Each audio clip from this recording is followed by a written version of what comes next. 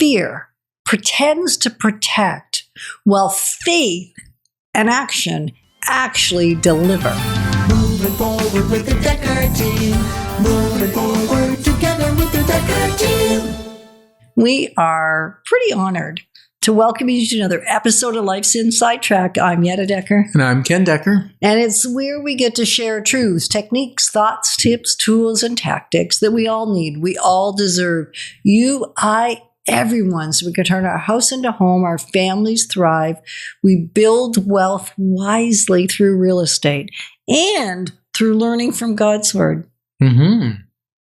So it's interesting because this is the fifth Friday of the month, and we always love to do a faith show on the fifth Friday. And it's interesting that we'd be talking about fear and faith. Right. And I think there's a lot of scriptures around it. We're not going to go deep into scriptures. Well, we will start with 2 Timothy 1:7. That simply says, God did not give us a spirit of fear. Mm-hmm. He gave us a spirit of power, love, and sound mind. So yes, we're to fear the Lord. Sound mind or self-discipline. Self-discipline. Yeah. So yes, we're to fear the Lord. So we're not talking about the reverence or the worship. Yes, that is correct. Mm-hmm. That is fear what we are meant to have. Fear of the Lord is for sure what he calls us to have. But that fear that stops us cold, like 90% of people are more inclined to move away from pain than toward pleasure. Only 10% of us tend to move toward pleasure. Yeah. Well, so the pain is the fear of losing. Exactly. The fear of losing what we already have may cause us to stop. And because we know that fear and faith can't coexist, you're either going to have faith in a hopeful future or you're going to have fear in a dismal one. They don't really play well together. No, as a matter of fact, faith is the antidote to fear. Exactly. Now, we're not talking recklessness. You've heard us probably, if you listen regularly, you've probably heard us hundreds, maybe thousands of times to say we're not advocating for recklessness.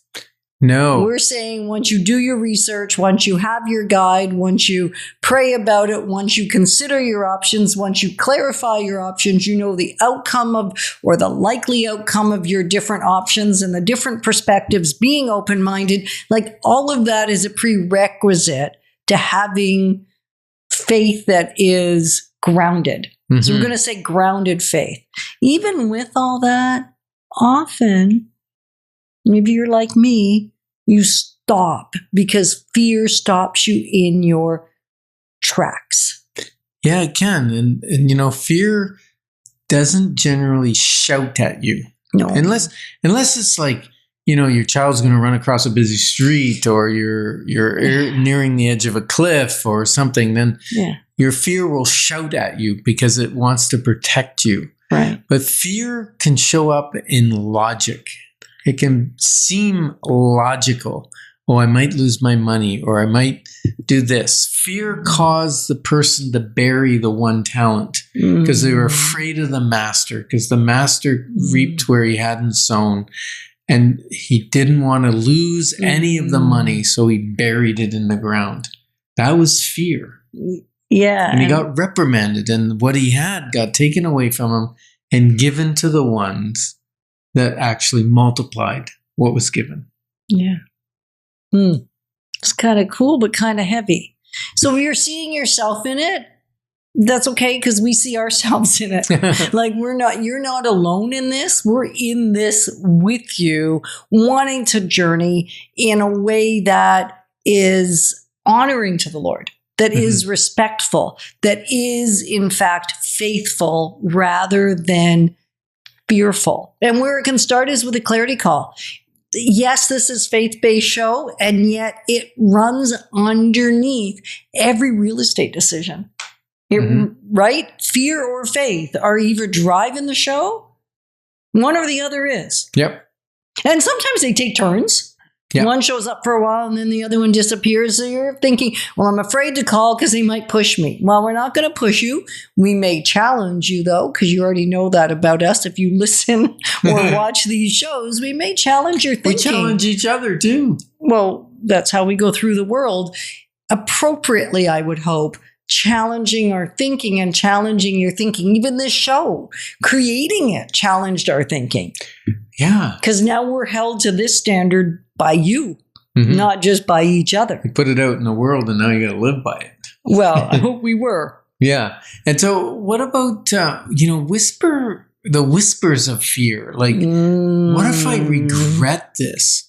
There was a movement for a while that said no regrets, and people got no regrets tattooed on their arm. But then it's like, maybe they regretted getting that tattoo on their arm. But the point is, I believe you can't live life with no regrets and actually live life. Right. Because if you're going to live life fully, you may have the odd regret. And if you don't live life fully, that probably is going to be your regret. Right. That was the regret right there. Yeah, so, I left my alarm running. Yeah, on my phone. Exactly. So think about, like, a regret might be, what if something better comes up?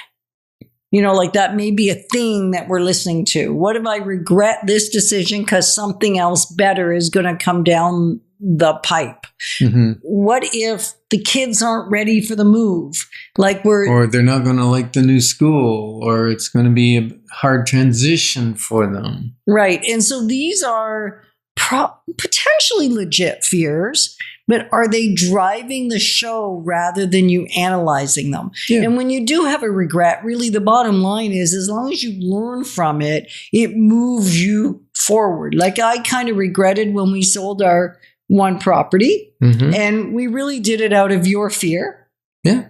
Right? I wasn't ready. Beginning of the pandemic, didn't know what was going to happen. It was surplus property. And it was sitting vacant. Was tight. Right. We were sitting vacant. It used to be my satellite Dekker team office. I loved it.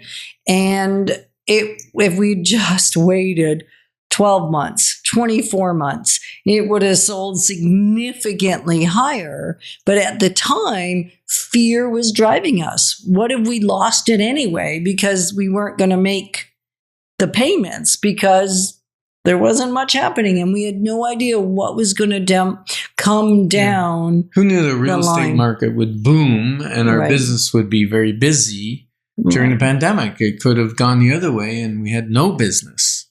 Right. And so sometimes you make a decision to buy or sell, and did we make money on that property? Yeah, we made money on it. So you can look at that. Good. Yeah. And we love to pray with our clients. If you're open to that, like what's happening? Are we having fear? Are we feeling God's leading in the decision we're doing? Like you said, in Joshua and Caleb were the only two that said, yes, we should go forward into the promised land. God promised it to us. And the rest were driven by fear of the people in the land, fear of the circumstances, fear of the numbers, fear of the situation, but that was really disobedience. So I think that's what we're encouraging you to think about as we move into the next segment. Is fear or is faith driving your life? Real courage doesn't feel brave. It feels obedient. And we're delighted that we can be positioning you to build wealth wisely, because it's about much more than just money. Moving forward with the Dekker team.